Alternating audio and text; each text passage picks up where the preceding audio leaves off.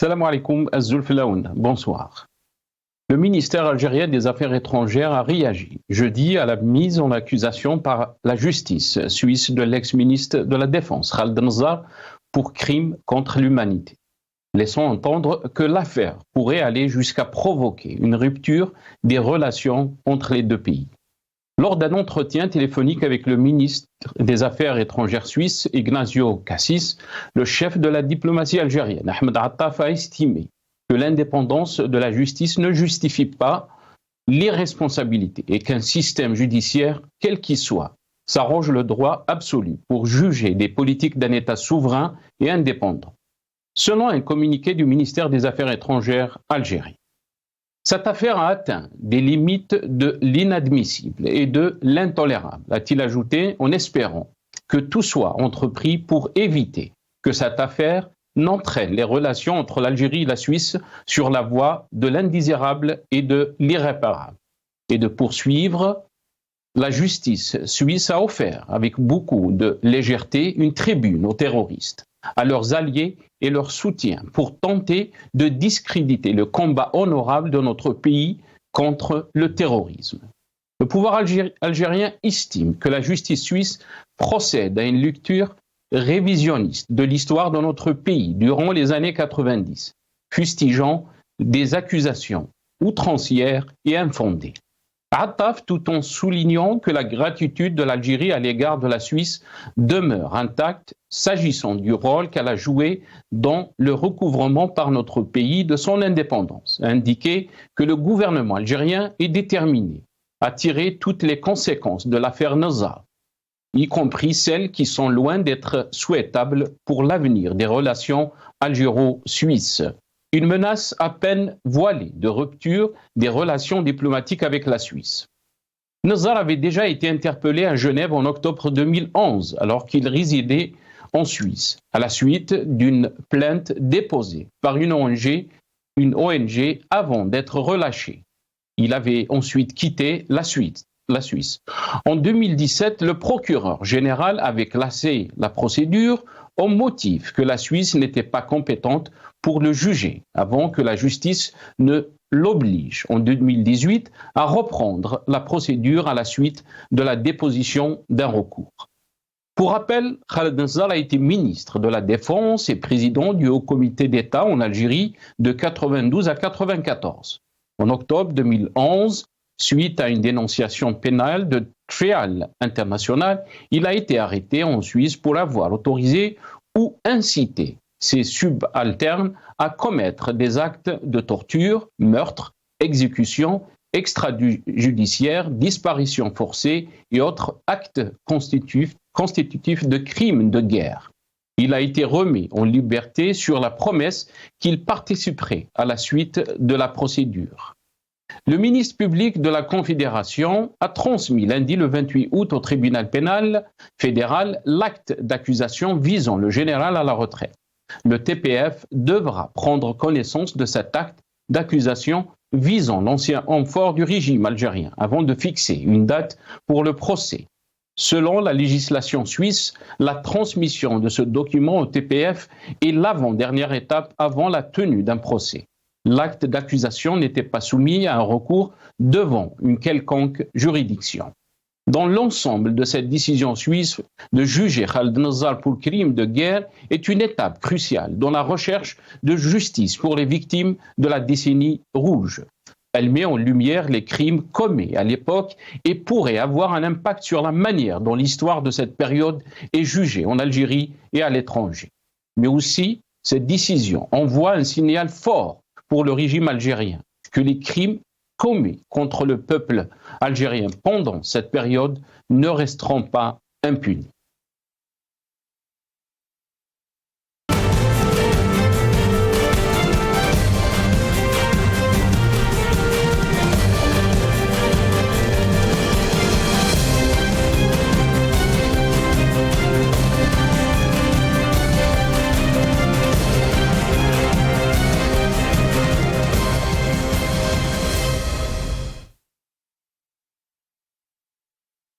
Procès Khaled Nazar, l'Algérie menace de rompre ses relations avec la Suisse. C'est le titre de notre émission pour ce soir. Et pour en parler, j'aurai le plaisir d'accueillir dans cette émission Lias Jbaili, ingénieur économiste, militant politique. Il sera avec nous depuis Paris. On aura aussi le plaisir d'accueillir Djemal Gessoum, président du Centre de recherche en sciences sociales. Il sera avec nous depuis Paris via Skype. Il est avec nous, Djemal Gessoum. Bonsoir. Merci beaucoup d'avoir accepté l'invitation. Marhaba bik. Merci. Merci Djemal Gessoum. On aura aussi le plaisir d'accueillir Belhaïd Jamer, militant politique. Il est avec nous depuis Paris via Skype. Belhaïd Jamer, bonsoir. Merci beaucoup d'avoir accepté l'invitation. Bonsoir Massar, merci pour l'invitation et je dis bonsoir à tous les téléspectateurs et les invités ainsi le personnel de Maghrébia. Merci pour l'invitation. Merci beaucoup Belhaïd Jamer, merci aussi à Djemal Gessoum et Lias Jbaili, il n'est pas avec nous encore. Je vais commencer avec vous Belhaïd Jamer, cette émission. Qu'est-ce que vous en pensez donc de ce communiqué donc du ministère des Affaires étrangères? C'est un communiqué dont on lit que l'Algérie hausse le ton par rapport donc à ce procès de Khaled Nazar en Suisse. Elle menace même de rompre ses relations diplomatiques. Comment peut-on lire donc ce communiqué, mais aussi ce langage Belhaïd Jamer, pardon. Alors, premièrement, pour le communiqué, je parle du communiqué, j'ai entendu le communiqué d'ailleurs et je ne suis pas étonné du communiqué vu qu'aujourd'hui Khaled Nazar est redevenu une personnalité politique et une personnalité importante en Algérie après son retour, après avoir été condamné à 20 ans de prison et avoir un mandat d'arrêt international. D'ailleurs, même il a quitté la France à cause de ça. Il s'est installé en Suisse et il est rentré avec le jet de la présidence. Alors aujourd'hui, j'aurais aimé voir ce genre de communiqué à la période où il était poursuivi en justice. Je pense qu'on aurait eu autre chose que le communiqué d'aujourd'hui. Et vu qu'il est en Algérie aujourd'hui, il a repris, malgré, on dit qu'il est malade, il est alité et tout, mais je parle de sa personne, lui en tant que général, ancien général et tout, et haut responsable algérien. Aujourd'hui, c'est tout à fait normal d'entendre ça et peut-être plus que ça, on va dire que il a été accusé à tort et il n'a absolument, mais vraiment absolument rien fait. Et ce qui m'a fait un petit peu rire, c'est que c'est votre titre là, l'Algérie menace de rompre ses relations avec la Suisse. Je ne sais pas quel genre de relation, à part que il y a tout l'argent, je dis bien peut-être 90% de l'argent des Algériens est caché en Suisse. Et je ne sais pas qui va vraiment perdre les avantages. Est-ce que c'est les Suisses ou bien ce pouvoir algérien? Voilà, c'est tout ce que c'est sur ce point. Très bien, restez avec nous, Belhaïd Jamer. Djemal Gessoum, je vais revenir à vous et bien sûr, je vais vous lire donc ce qui est venu dans cet entretien. On peut lire lors d'un entretien téléphonique avec le ministre des Affaires étrangères suisse, Ignacio Cassis, le chef de la diplomatie algérienne, Ahmed Attaf, donc a estimé que l'indépendance de la justice ne justifie pas les responsabilités et qu'un système judiciaire, quel qu'il soit, s'arroge le droit absolu pour juger les politiques d'un État souverain et indépendant. Qu'est-ce que vous en pensez, Djemal Gessoum? D'accord. Alors tout d'abord, premièrement, une petite rectification. Deuxièmement, un petit point sur le communiqué. Je reviens à votre question. Je voudrais simplement rectifier votre invité. Khaled Nazar n'est pas rentré en Algérie en jet privé de Suisse, mais d'Espagne. La deuxième réflexion qui a été faite, c'est que la question de rompre les relations avec la Suisse, s'il est question, comme le dit votre invité très justement, qu'il y aura un problème d'argent, donc si la Suisse cache l'argent du peuple algérien, elle est encore moins en mesure de juger Khaled Nazar. Maintenant, sur la question du communiqué, j'aimerais aborder 3 points sous-jacents et qui me semblent très importants sur le caractère politique et sur le caractère juridique. Sur le caractère politique, la Suisse n'extrade pas ses ressortissants qui ont commis des crimes à l'étranger. Je la vois mal placée pour venir juger un ex-ministre de la Défense pour des faits qui auraient été commis en Algérie et durant la période dite noire ou rouge. Troisième point, j'avais entendu de votre chaîne, il y a de cela quelques mois, que Khaled Nazar aurait tué pratiquement 3 millions d'Algériens, en gros Pol Pot. Donc à partir d'un certain moment, il faut être sérieux sur la question. Sur la question juridique, la question de l'extraterritorialité des jugements, je vois mal des juges qui, lors de la décennie noire, quand Khaled Nazar était au front contre le terrorisme, passaient leurs vacances à Acapulco et apprendre à danser la Macarena. Donc de ce point de vue, ça me paraît difficile.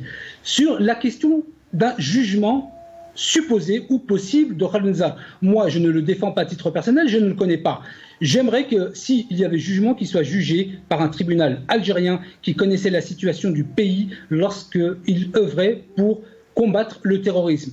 La guerre, c'était une guerre, le terrorisme, bien évidemment, et malheureusement, dans tous ces types d'actions, guerre ou guérilla urbaine, il y a toujours malheureusement des pertes. Toujours est-il que il avait demandé, et je demande à vos téléspectateurs de vérifier la chose, que l'État ou le HCS, le Conseil d'État de l'époque, vote des lois contre le terrorisme pour ne pas se retrouver justement avec ce type de situation. Je terminerai très rapidement sur la justice suisse. Nous sommes, je crois, capables de regarder notre histoire et notre mémoire. Nous n'avons pas besoin d'un juge de l'étranger qui vienne nous dire ce qui s'est passé en Algérie. Nous le savons, nous. Donc, s'il doit y avoir jugement, ça sera entre Algériens et il n'est pas question une seule seconde qu'un pays qui n'extrade pas des gens qui ont violé, qui ont tué à l'extérieur, vienne nous demander à nous, aujourd'hui, des comptes et demander à ce que le général Nazar soit présent en Suisse. Ça, comme on dit, même pas en rêve. Très bien, restez avec nous, Jamal Gessoum. On va écouter donc ce communiqué qui a été donc annoncé à la télévision algérienne. On regarde cette vidéo et je reviens très rapidement à mes invités. Ce communiqué maintenant du ministère des Affaires étrangères et de la communauté nationale à l'étranger, le ministre des Affaires étrangères et de la communauté nationale à l'étranger, Ahmed Attaf, a reçu aujourd'hui un appel téléphonique de son homologue suisse, Ignazio Cassi. Cette communication téléphonique a porté sur le dernier développement enregistré dans le dossier relatif aux poursuites judiciaires engagé contre le général-major à la retraite Khaled Nazar, en l'occurrence le renvoi de cette affaire par le ministère public suisse au tribunal pénal fédéral avec acte d'accusation. À cet égard et en réaction aux propos de son homologue suisse faisant part de la position du gouvernement helvétique à l'égard de cette affaire, le ministre Attaf a tenu d'emblée à souligner 3 données principales. La première donnée est que l'indépendance de la justice ne justifie pas l'irresponsabilité et qu'un système judiciaire, quel qu'il soit, s'arroge le droit absolu pour juger des politiques d'un État souverain et indépendant. La deuxième donnée est que depuis le début de cette affaire, l'Algérie a eu la conviction et que cette conviction n'a fait que se raffermir avec le temps que la justice suisse a offert avec beaucoup de légèreté une tribune aux terroristes, à leurs alliés et à leur soutien pour tenter de discréditer le combat honorable de notre pays contre le terrorisme, de jeter l'opprobre pour ceux qui lui ont fait face et souligner la mémoire et souiller plutôt la mémoire de ceux qui sont tombés en lui résistant. Le troisième donnée est qu'avec la même légèreté, la justice suisse procède à une lecture révisionniste sur l'histoire de notre pays durant les années 90. Elle procède par des accusations outrancières et infondées par des comparaisons hasardeuses et inappropriées et par des falsifications qui sont flagrantes et qu'elle se discrédite elle-même. En conclusion, le chef de la diplomatie algérienne, tout en soulignant que la gratitude de l'Algérie à l'égard de la Suisse demeure intacte s'agissant du rôle qu'elle a joué dans le recouvrement par notre pays de son indépendance, a indiqué que cette affaire a atteint les limites de l'inadmissible et de l'intolérable et que le gouvernement algérien est déterminé à en tirer toutes les conséquences, y compris celles qui sont loin d'être souhaitable. Donc ça, c'était le communiqué du ministère des Affaires étrangères. Vous avez entendu. Lies Jubaili nous a rejoint, ingénieur, économiste, militant politique, qui est avec nous depuis Paris via Skype. Lies Jubaili, bonsoir. Merci beaucoup d'avoir accepté l'invitation. Marhaba bik. Marhaba bik, merci beaucoup. La réaction, Yassoubeï, votre réaction par rapport à ce que vous avez entendu, ce communiqué, l'Algérie hausse le ton par rapport donc au procès Khaled Nasrallah. Djemal Guessoum, il dit que c'est une affaire algéro-algérienne et que s'il y a jugement de Khaled Nasrallah, il doit se faire en Algérie. Qu'est-ce que vous en pensez d'abord par rapport à ce qu'a dit Djemal Guessoum, mais aussi par rapport au temps qui a été utilisé dans ce communiqué. On parle même de rupture, d'aller jusqu'à rupture de relations diplomatiques. Merci Nasser pour votre invitation. Je salue nos amis, M. Guessoum et Jamel. Moi, j'essaie d'apporter une analyse. Si j'ai bien compris, après plusieurs années d'enquête et de procédure, la justice suisse a décidé le 28 août d'inculper une personne influente algérienne qui avait le titre de ministre de la Défense et général durant la décennie noire. C'est-à-dire,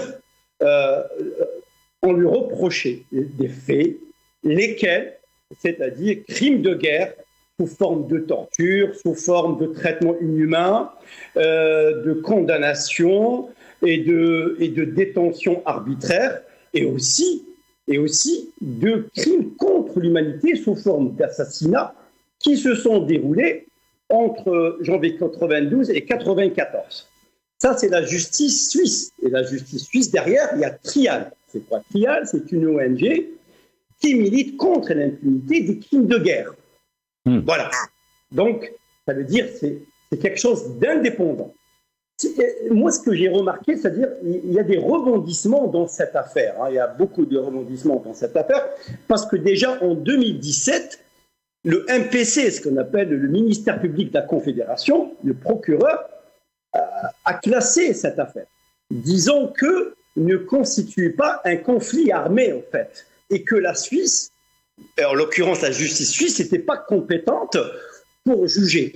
Et apparemment, il y avait un recours du tribunal pénal suisse qui imposait au ministère public de la Confédération de reprendre l'enquête et que les violences durant cette période étaient, c'est-à-dire les affrontements, on va dire comme ça, il faut appeler affrontements entre les militaires et les islamistes, étaient d'une telle violence qu'il fallait requalifier ou qualifier un conflit armé. Et par conséquent, donc, le MPC, il n'avait pas d'autre choix que de reprendre la procédure. C'est ça, en fait. Il faut que nos compatriotes disent de quoi s'agit-il exactement.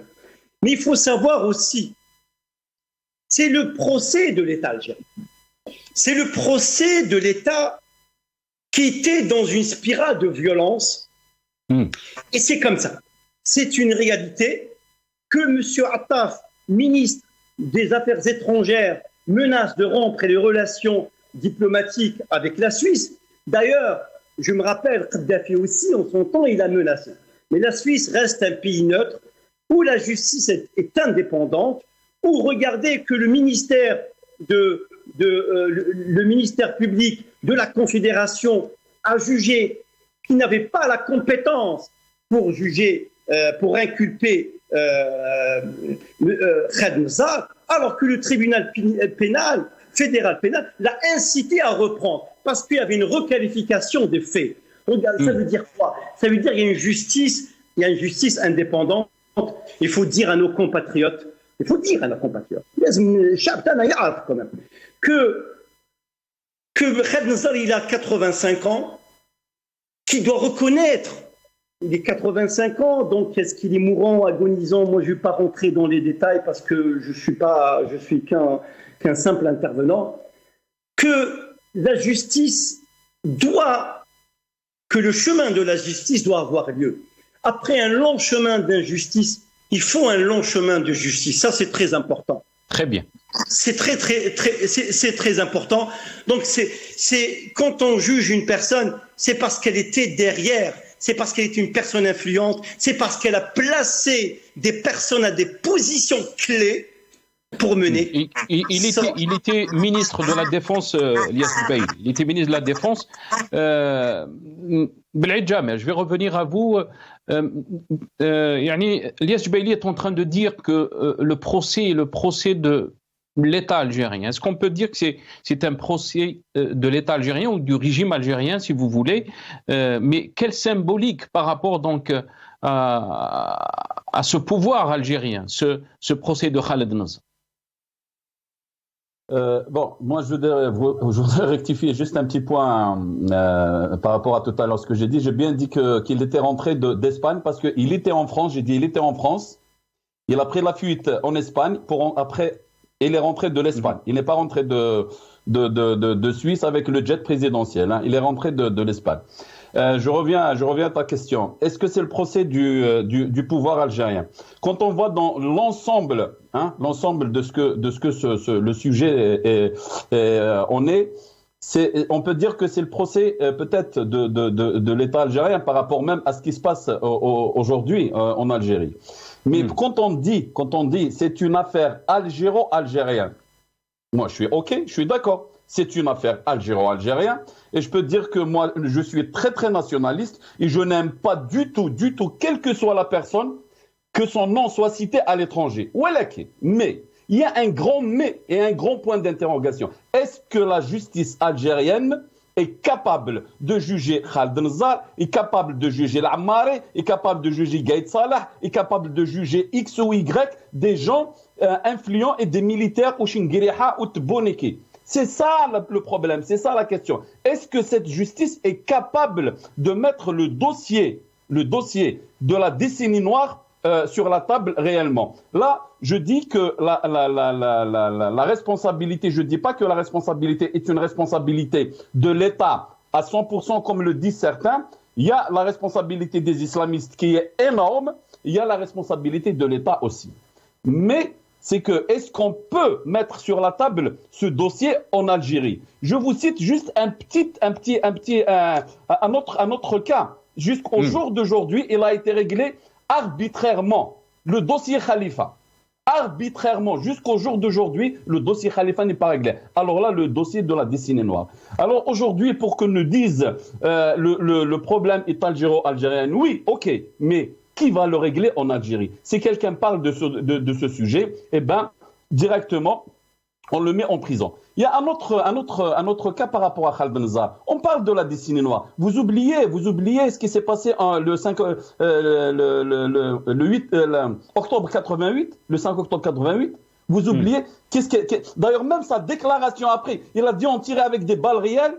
Pourquoi? Parce qu'on n'avait pas des balles en caoutchouc. Il était en train de tuer des manifestants. Ce n'est même pas du terrorisme. Et c'est lui qui a fait la déclaration. Il était, je pense, ministre de la Défense à l'époque. Alors aujourd'hui, on peut pas dire que cet homme, il est blanc comme je ne sais pas comme de la neige, mais c'est pas possible.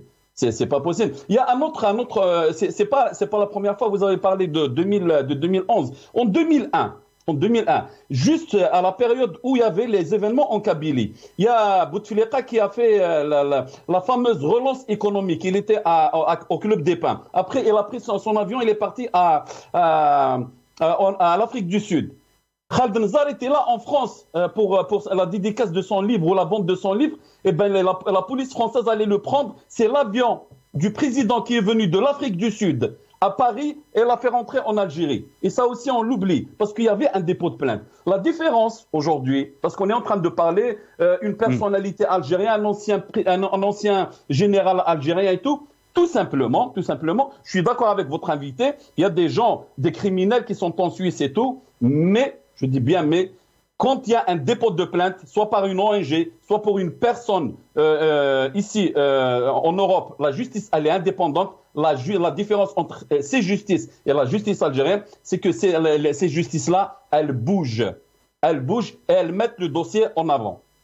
Voilà. Très bien. Restez avec nous, Bel'aid Jamer.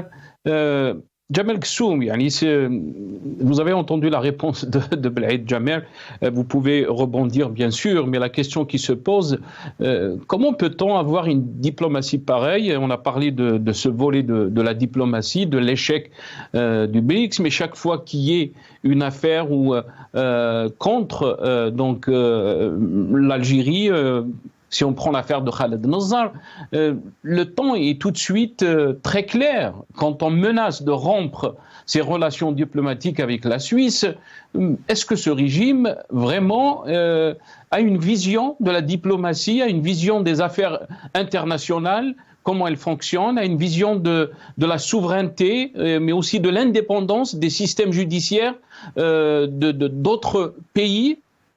Jamel Kssoum. Vous savez, sur la question de la diplomatie, oui, l'Algérie a une diplomatie. Vous savez, moi je suis né en France, je n'ai jamais bénéficié de quoi que ce soit en Algérie, contrairement à beaucoup de gens qui voudraient la vendre aujourd'hui. Je dis que l'Algérie est souveraine. Il y avait cette question de souveraineté, oui, elle est souveraine. Sur la question des BRICS, vous savez, sinon, si vous allez passer le bac, sauf si vous avez soudoyé quelqu'un, vous n'êtes pas sûr de le réussir et ce n'est pas un échec. Et il y aura bien évidemment d'autres occasions. Il faut avoir, je pense, de ce point de vue, un esprit large. Lorsque vous dites que l'Algérie a menacé de rompre ses relations, je ne sais pas si c'est une projection que vous faites. Est-ce que ces mots ont été utilisés ou alors vous le projetez? Elle n'a pas dit cela. Donc, évidemment, ce communiqué a une forme de langage de bois, mais derrière cela, vous savez, moi qui suis profondément algérien, même si je suis né en France, je n'oublie pas que Khaled Nazar a formé pas mal de moudjahid, qu'il a formé le commando qui a répondu au Maroc lors de l'attaque, et il a fait face au terrorisme lorsque l'Algérie n'arrivait même pas à emprunter 10 millions de dollars, et ça, je le tiens directement de M. Benoual, qui était ministre du Trésor à l'époque. Quand l'Algérie était acculée de ce point de vue, avec un terrorisme incroyable, et qu'il y avait des gens qui étaient devant, qui ont pris des risques, moi je dis simplement qu'en tant que patriote, il n'est pas question une seule seconde que des gens, je le dis, je le répète, en tout respect, qui dans les années 90 allaient passer leurs vacances à Punta Cana et à danser à la Macarena, qui viennent nous dire aujourd'hui comment est-ce que nous devons juger notre histoire et notre mémoire dans un moment qui était aussi difficile que les années 90 en Algérie. Je crois qu'il y a peu de gens qui ont cette conscience de savoir que lorsque l'on est en guerre... Est-ce que la lutte contre le terrorisme justifie donc les crimes contre l'humanité? Non, et non, je vais non. vous lire, je vais vous donner la parole. Je vous ai pas coupé, juste pour rebondir aussi par rapport donc à ce qui est écrit donc dans ce communiqué. On peut lire Attaf tout en soulignant que la gratitude de l'Algérie à l'égard de la Suisse demeure intacte s'agissant donc du rôle qu'elle a joué dans le recouvrement pour notre pays de son indépendance, a indiqué que le gouvernement algérien est déterminé à tirer toutes les conséquences de l'affaire Nazar, y compris celles qui sont loin d'être souhaitables pour l'avenir des relations algéro-suisses. Oui, effectivement. Vous savez, il y a ce que l'on appelle en politique des éléments de langage et qui font dire en même temps, parce que et à partir d'un certain moment, je crois qu'il faut être très clair sur la question. Moi, je ne dis pas que Khaled Nazar ne doit pas être jugé. Moi, je suis un légitimiste d'un point de vue judiciaire. Je dis mais la question qu'il a posée, Belhaïd Jamel Kssoum, je ne vais pas vous couper, mais la question qui a été posée par Belhaïd Jamel, est-ce que la justice algérienne peut faire ce travail? Est-ce qu'elle peut juger des responsables militaires comme Khaled Nazar des crimes contre l'humanité, des massacres qui se sont donc produits dans les années 90? Très bien. Ma réponse elle est très simple, c'est que nous voulons un système judiciaire qui tienne la route. Vous êtes en train de me dire, votre invité est en train de dire que puisque, moi je le comprends comme ça, puisqu'en Algérie on n'est pas capable de le faire, on va prendre une juridiction par défaut. C'est-à-dire que la Suisse se présenterait comme un système judiciaire par défaut du fait qu'en Algérie, ces procès ne se tiennent pas. Moi, je suis un pur légitimiste d'un point de vue de la justice. Si nous ne sommes pas un pays, c'est peut-être le vrai, c'est peut-être le cas, qui est capable de regarder son histoire, sa mémoire, et de tirer les conséquences historiques, mémorielles et judiciaires, c'est un fait. Mais de là à ce que l'on vient de me dire, que parce qu'en Algérie, on n'en tire pas les conséquences, on va prendre une juridiction par défaut qui serait la Suisse, ça, il n'en est pas question. Donc, l'Algérie a son histoire, sa mémoire. Il n'est pas question qu'un autre pays, on l'a vu avec Laurent Gbagbo, on l'a vu avec beaucoup de gens, qui étaient jugés par des tribunaux internationaux ou extra-nationaux, et on en a su et on en a vu toutes les conséquences. Je dis que si Khaled Nazar a fauté, vu son âge, votre invité l'a dit, votre avant-dernier invité l'a dit, peut-être qu'il doit être jugé, mais bien sûr, moi je ne dis pas qu'il est blanc comme neige. Je suis quelqu'un en tout cas qui essaye d'être équilibré et sensé. On ne juge pas ou on n'appréhende pas une affaire telle que celle-ci, comme si, au moment des faits, Khaled Nazar était en train de se pavaner aux États-Unis à passer ses vacances. Non, il était au front. Donc, il faut une justice qui soit à charge et à décharge. Son parcours, quand même, pour l'Algérie, je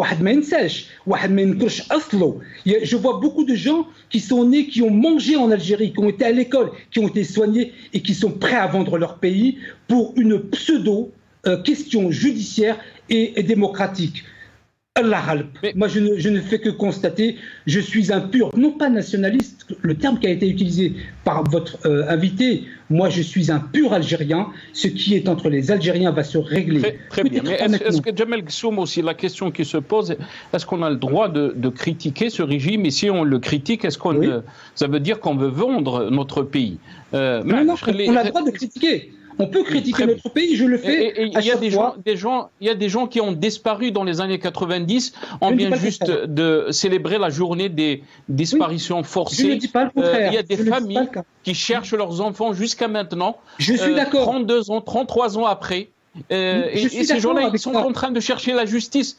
Jamel Ghessoum, peut-être je suis d'accord avec ça. Peut-être vous étiez en France. Avec la recherche. Il y a beaucoup de familles qui ont souffert. Il y a beaucoup de familles qui ont perdu leurs enfants.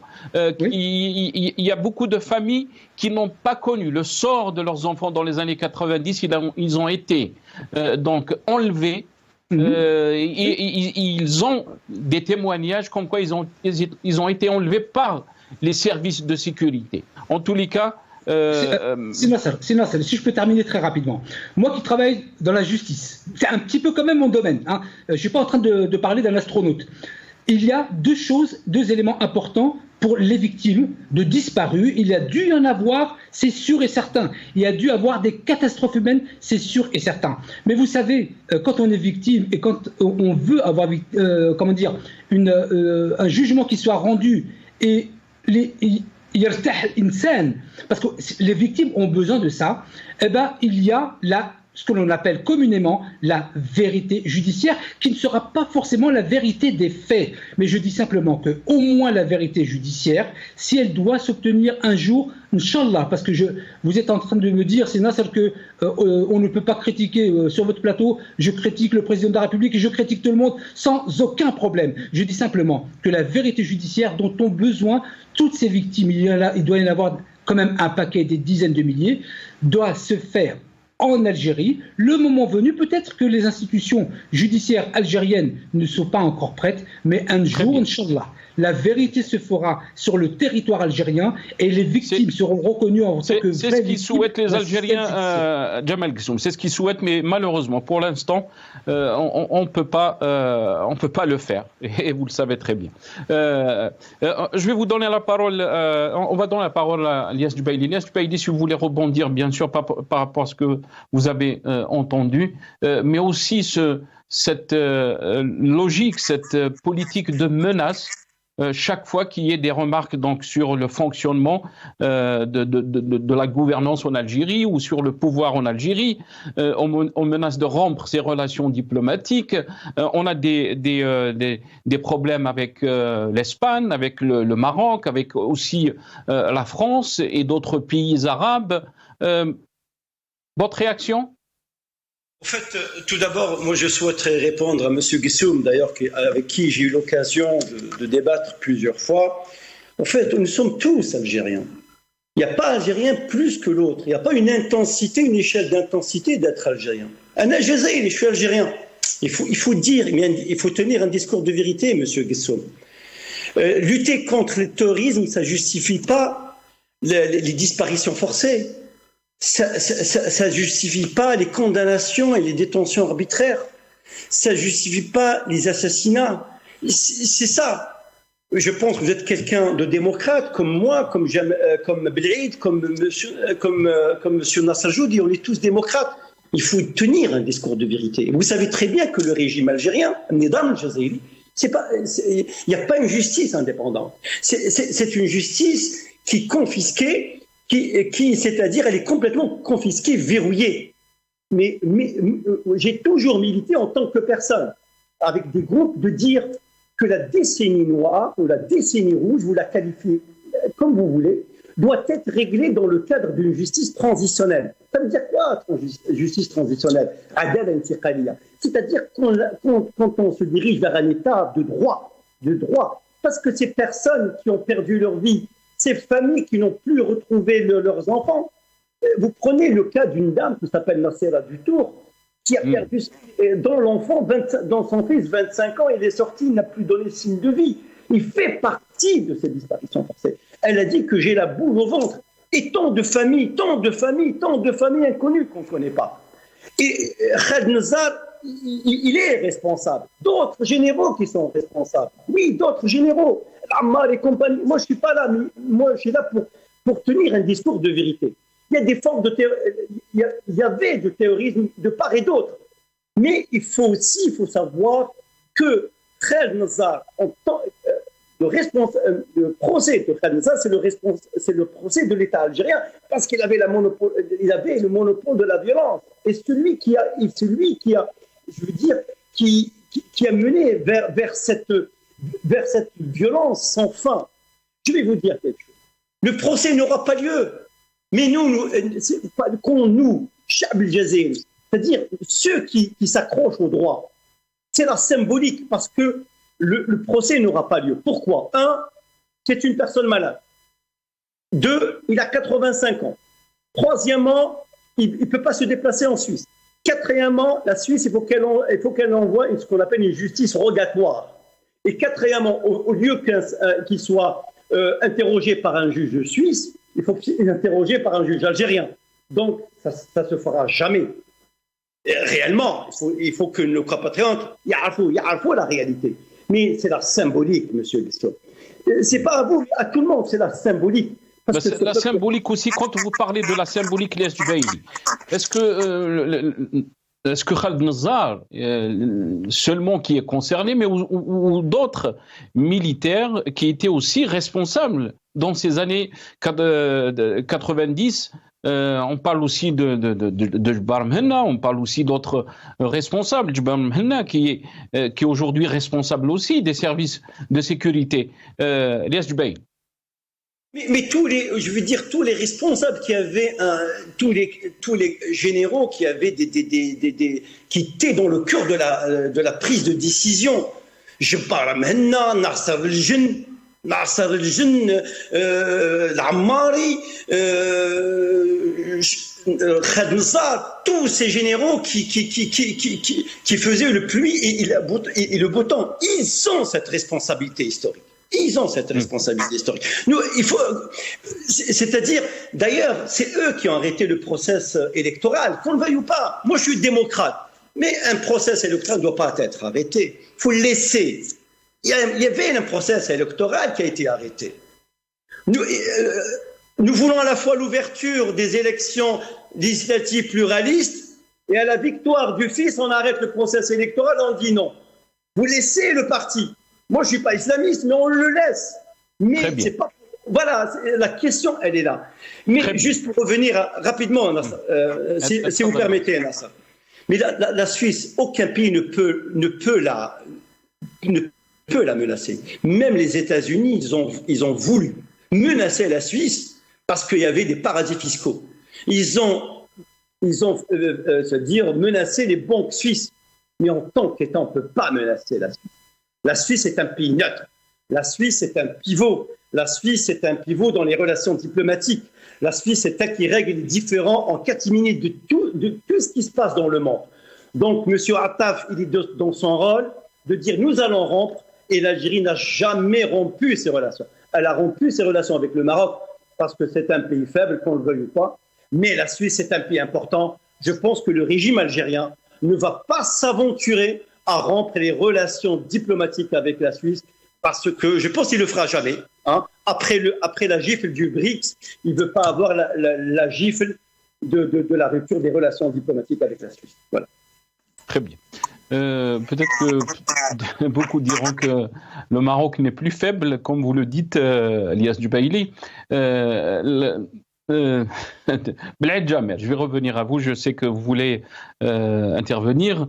Bien sûr, on va revenir sur cette décision de l'arrêt du processus électoral dont a parlé Elias Jubaili. La décision a été prise par Khaled Nazar. On a entendu Khaled Nazar parler de ça. Donc, dans un entretien, mais aussi, ça a été condamné par Aït Ahmed, Rabbi Rahmou, qu'on ne peut pas interrompre un processus électoral et ne pas assumer les conséquences donc, de cet arrêt du processus électoral. Bled Jamer. Alors, je voulais juste, ce que je voulais dire tout à l'heure, c'est que le problème de la décision, vous m'entendez ? Très très bien. On vous a perdu pendant 2 secondes. Vous m'entendez ? Là, on vous entend très bien. Ouais. D'accord, très bien.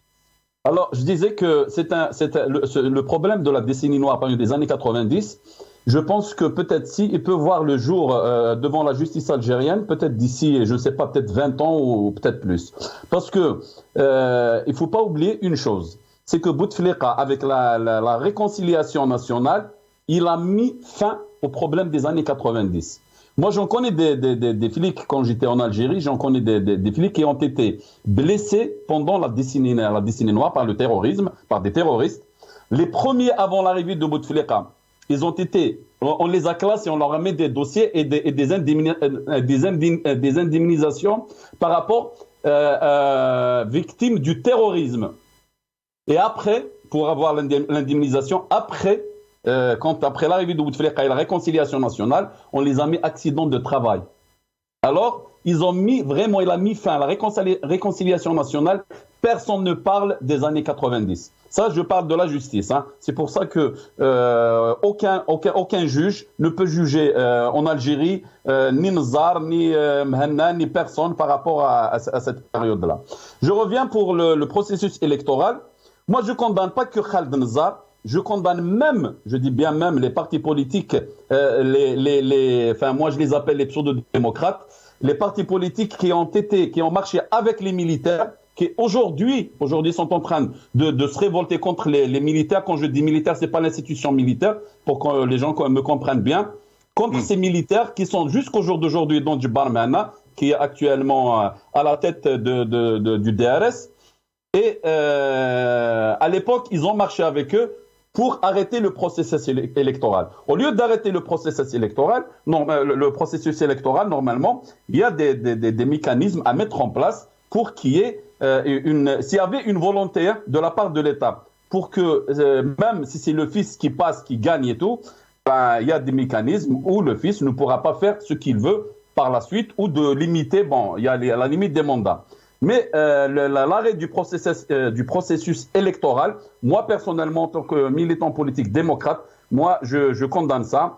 Et la suite, on a vu la suite, et je justifie pas la suite, bien sûr, parce que la suite elle a été vraiment criminelle, et on a vu ce qui s'est passé. Et je rajoute juste un mot par rapport à cette période-là, quand on dit les terroristes, ils ont tué les islamistes et tout. Je ne suis pas islamiste. Ils ont une grande responsabilité, je l'ai dit et je l'ai toujours dit et je l'assume. Ils ont une grande responsabilité, mais l'État, elle a joué aussi un grand rôle où elle a mis de l'huile au moulin. Ça, c'est un. De deux, ils ont profité, l'État, les gens qui étaient au pouvoir à l'époque, ils ont profité pour liquider, je dis bien liquider, les vrais démocrates et les gens qui étaient là, les élites algériennes qui combattaient depuis 62 pour un changement réel, démocratique et réel en Algérie.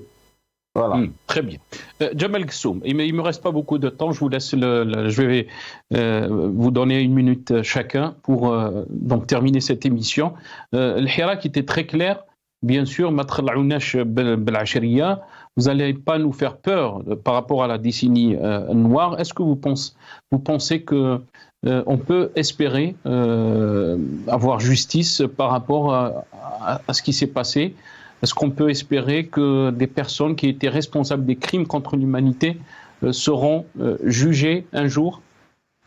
Alors, vos invités se sont exprimés sur la question de l'arrêt du processus électoral. Donc, pour être à niveau, je vais y répondre. Mais avant cela, vous avez pour habitude de citer 2 ou 3 pays qui ont des problèmes avec l'Algérie. En somme, l'Algérie serait un pays à problème. Moi, je vais vous en citer toujours 2 ou 3. Très rapidement, j'en cite 9. Mali, Burkina Faso, Niger, Tchad, Russie, Libye, Cameroun, Maroc, Turquie, qui a des problèmes avec la France, grand pays de démocratie. Donc, sur la question de l'arrêt du processus électoral, moi, cela fait quand même plus de 31 ans, mais avec du recul, je suis, je dirais, pas content, parce que le mot content n'a pas à être utilisé, mais en tout cas, l'arrêt du processus électoral était absolument nécessaire. Arrêtez de nous raconter des histoires avec la question de la démocratie quand on voit ce qui se passe en Afghanistan et ailleurs, où au nom de la démocratie, on peut faire ce qu'on veut des gens. Ça n'existe pas. Une démocratie qui écrase des gens, ça n'existe pas. Maintenant, vous êtes de très très grands démocrates. Vous êtes vraiment le siècle des Lumières algérien par rapport à la France, et vous voudriez qu'au nom de la démocratie, on laisse un processus électoral aboutir à des massacres tels qu'on a pu le voir en Afghanistan. Le premier attentat en Algérie s'est déroulé à Ouadsouf, chez moi. Et donc j'ai vu ce qui s'est passé dans les années 90 à El Oued lors de retour de gens qui venaient d'Afghanistan, justement. Donc on ne va pas me la faire à l'envers en me racontant des histoires sur la question de... Je suis pour la continuation du processus électoral pour des principes démocratiques. Ça ne vaut rien du tout. Sur le terrain, ce qui est important, c'était la paix, et que des gens qui étaient là pour massacrer d'autres personnes ne soient pas là. On peut en vouloir aux militaires, bien sûr, mais on ne me raconte pas cette histoire de démocratie. Parce qu'il ne me reste pas beaucoup de temps. Mais pour vous, ce qu'a dit Aït Ahmed Rabbi Rahmou, comme quoi c'était une erreur donc d'arrêter le processus électoral, c'était donc antidémocratique. Oui, Aït Ahmed Rabbi Rahmou était un grand moujahid. Il a même refusé le poste de président de la République. C'était un vrai moujahid. On peut ne pas être d'accord avec un grand homme comme Aït Ahmed, Allah yarhamou. Il a refusé d'être la vitrine d'un... C'est ça. Des régimes qu'il qualifiait militaires. Lias Jubaili.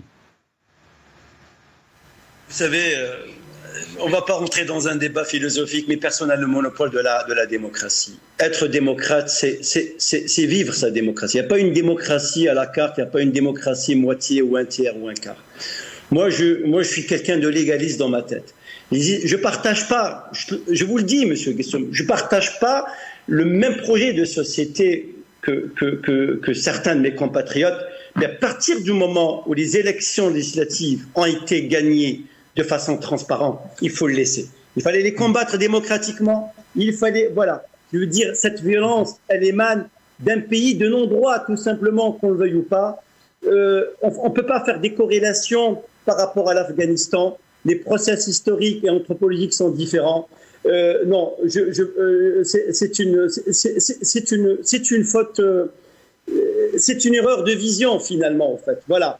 Et le problème de la décennie noire rouge, je vais revenir et je le dis et je le redirai tant que je milite pour l'instauration d'un État de droit et démocratique. Le Hirak en tant que mouvement n'est pas charpenté, n'est pas mandaté pour reprendre et pour, je veux dire, il n'est pas chargé ou mandaté pour assainir ou trouver la solution de la décennie rouge ou la décennie noire. Le Hirak, il est là, c'est le Hirak du peuple pour aller tout droit construire un État de droit. Quand on va rentrer dans une période de transition, quand le pays sera apaisé, on fera comme l'Afrique du Sud, On passera par une justice transitionnelle où chaque personne aura son droit, parce qu'il faut des réparations. Je ne parle pas des réparations pécuniaires et financières, c'est des réparations morales, monsieur. On est pressé par le temps. Le mot de la fin, Belhaïd Jammeh, très rapidement. C'est juste, moi je voudrais dire à votre invité Gsoum, c'est que quand on parle aujourd'hui de la démocratie, on ne parle des années 90, et quand on parle des années 90, on nous parle de l'Afghanistan. Je pense qu'il faut, à un moment donné, il faut arrêter avec ça, il faut arrêter d'endormir les gens. C'est qu'à l'époque, avant que ça commence les années 90, le pouvoir qui était en place à cette période-là, il a soutenu, il a fait de tout pour que le fils monte pour écraser les démocrates. Et quand le fils a eu vraiment la force, il s'est retourné contre lui. Quant à ta question, Nassar, par rapport à aujourd'hui, la Sharia Soudaïto, moi je suis de ceux qui disent à chaque fois non aux personnes qui parlent des années 90, qui veulent laver les années 90 بالحراك. الحراك ناض الشعب ناض il s'est soulevé pour un état de droit, pour une justice indépendante. Le jour où il y aura cette justice indépendante, c'est cette justice qui décidera de tout ce qui est du passé de l'Algérie. Alors laissons le Hirak tranquille. On ne l'a pas avec ni les années 90, ni rien du tout. Voilà. Je vous remercie. Merci. Barakallahu fik Belhaïd Jammeh, yatik saha. On est arrivé à la fin de cette émission. Merci à vous, Jamal Gsoum. Merci aussi à Elias Jubaili. Merci à Belhaïd Jammeh. On est arrivé donc à la fin de cette émission. Merci à vous, chers téléspectateurs, d'avoir suivi cette émission.